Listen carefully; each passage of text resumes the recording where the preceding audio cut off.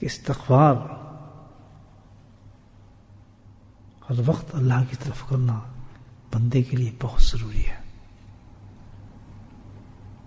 بہت سخت ضروری ہے، بہت سخت ضروری ہے، اتنی کثرت سے فرماتے تھے۔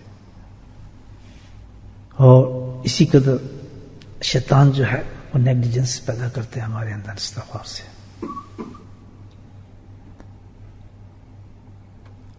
ہمیں اتنی سخت ضرورت ہے اس کی دو وجوہات کی وجہ سے۔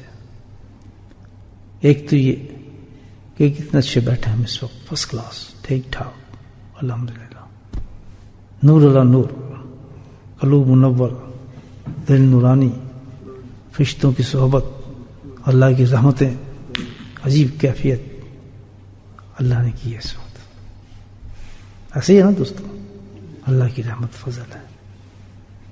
ایسے رہیں گے آپ یا میں ایسے ہی رہوں گا؟ تھوڑی دیر بس باہر نکلنے کی بات ہے، کیونکہ اللہ نے ایک صفت رکھی ہے انسان بندے کے اندر، اللہ نبلونکم جو کہتا ہے میں تمہیں آزماؤں گا، یہی تو آزمائش ہے۔ کبھی نور کے سمندر میں غوطہ دے دیتا ہے انسان کو، اور کبھی نکال کے جہنم کی آگ کی طرف پھینک دیتا ہے، شیطان و غول کے اندر انسان پھینک دیتا ہے۔ کبھی مسجد میں کھڑا ہوتا، اذان دے رہا ہوتا ہے، اقامت پڑھ رہا ہوتا ہے، نماز پڑھ رہا ہوتا ہے، اور کبھی ایک دم بازار کے اندر کھڑا ہو جاتا ہے۔ دونوں متضاد چیزیں ہیں، وہ شیطان کا گھر ہے اور یہ رحمان کا گھر ہے۔ تو جب اتنی ہماری زندگی کے یہ پہلو ہیں، یہ ٹرنز اپس ہیں، چینجز ہیں کہ لمحہ بعد لمحہ ہماری زندگی جو ہے بدلتی ہے۔ ابھی کوئی دوست کھڑا ہے بڑا موت پر، نیک، صاف شفاف، دین کی باتیں ہو رہی ہیں، مدینہ منورہ کی زیارتوں کی باتیں کر رہا ہے کہ جالی کے سامنے کیسے کھڑا تھا، درود کیسے پڑھا تھا، گنبد کو کیسے دیکھا تھا، وہاں کے کیا سبززار تھا، کیا ماحول تھا، صبح کیسی تھی، شام کیسی تھی، مست ہو رہے آدمی سن رہے ہیں ماشاءاللہ۔ تھوڑی دیر کے بعد رخ بدلتے ایک اور دوست آ گیا، یار کل تو بڑا مزہ ہے یار، ایسا مزہ ہے، کیا فنکشن تھا بس پوچھنا، لندن سے بلائے تھے لوگ یار، کمال ہو گیا۔ دیکھیں ایک دم سائڈ چینج ہوئی نا، کیوں؟ ایک گیا دوسرا آ گیا، آدمی وہی ہے، اس کے اندر وہ فلٹر اندر موجود ہے جذب کرنے کا۔ صحیح کہہ رہا ہوں دوستو، ہے نا ہمارے اندر فلٹر، ایک منٹ میں وہ فلٹر چینج ہونا شروع ہو جاتا ہے، آدمی کا چینج ہونا شروع ہو جاتا ہے۔ گیا اب تو پتہ ہی چلا کہ ہر وقت آدمی نیکی کماتا ہے، نیکی کے بعد بدی کی طرف انسان چلا جاتا ہے، پھر نیکی کی طرف چلا آتا ہے۔ ایک عظیم سسٹم اللہ پاک نے انسان کے ساتھ رکھا ہے۔ اللہ کے محبوب کی تو ہر ادائیں بہت قیمتی ادائیں ہیں، ہر ادا اللہ تعالیٰ ہمیں نقل کرنے کی توفیق نصیب فرمائے، نوری نور ہے۔ تو اس میں استغفار کیوں ضروری ہے یہ دیکھ لیں۔ نمبر ایک، گناہوں کو میں ہماری حالت تو جب بتا دی کس طرح گناہ سے بختے ہیں، کوئی ہمیں یقین نہیں کہ یہ نماز آج کی بخشش ہوگی، باہر کیا ہوگا کچھ پتہ نہیں۔ تو اس کے لیے بہت سخت ضروری چیز کیا ہے کہ انسان ہر وقت کس چیز میں رہے، ایسی تلاش میں رہے، ایسے عمل میں رہے، اس زاویے میں رہے، اس طریقے پر رہے،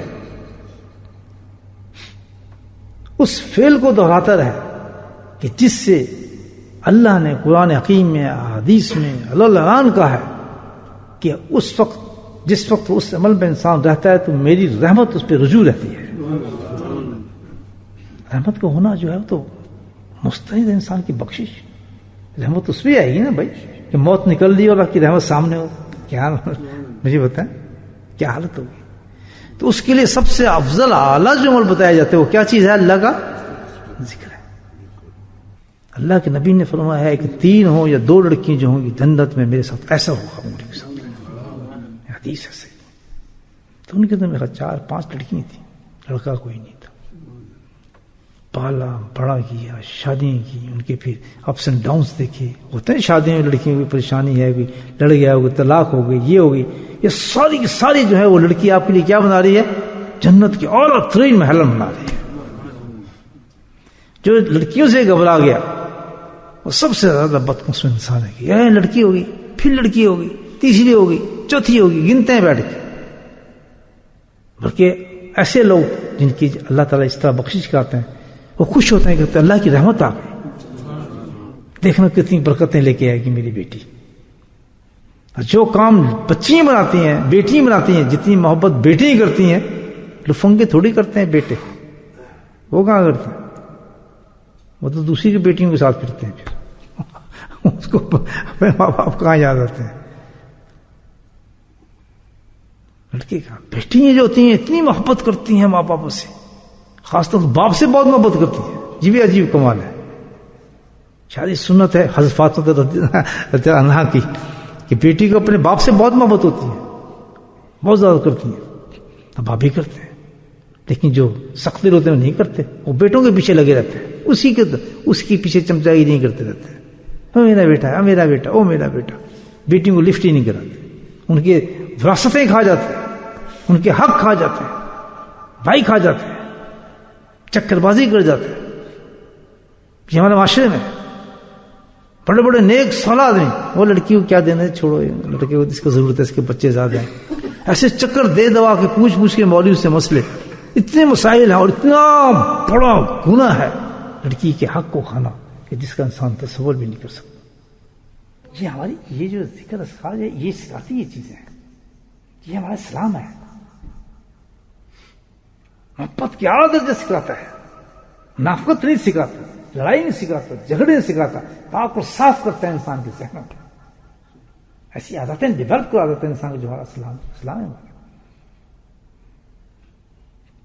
وہ مارے تو غلام گزرے تو نبی پاک وہاں سے گزرے، کیوں زمانہ تو وہی تھا بننے والا. آپ رک گئے اور ایک سوال کیا. یہ سب کے لیے سوال ہے، جواب سے دے. کوئی جو بھی ظلم کرتا ہے کسی اپنے سے نیچے والے کو، اس کا جواب وہ دے.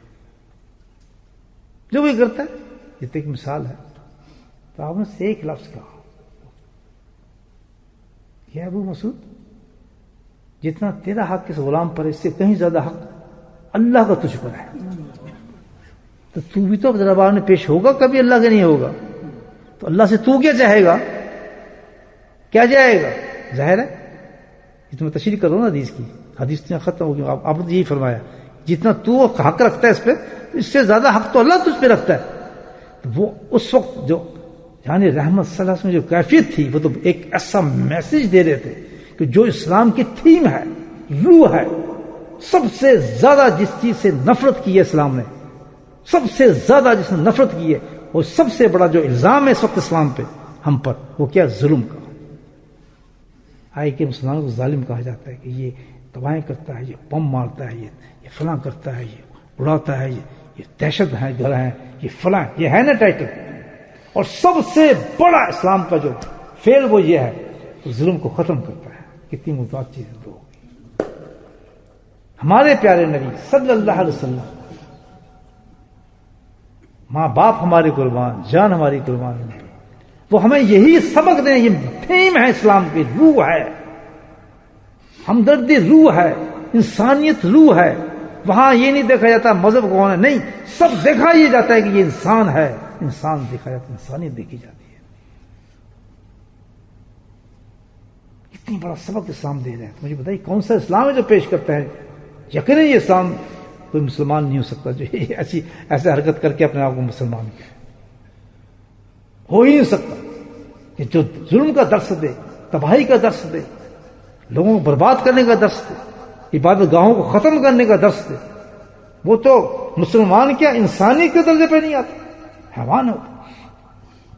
اس کو آپ کیسے کہہ سکتے ہیں یہ اسلام ہے اور مسلمان ہے؟ سوال ہی پیدا نہیں ہوتا.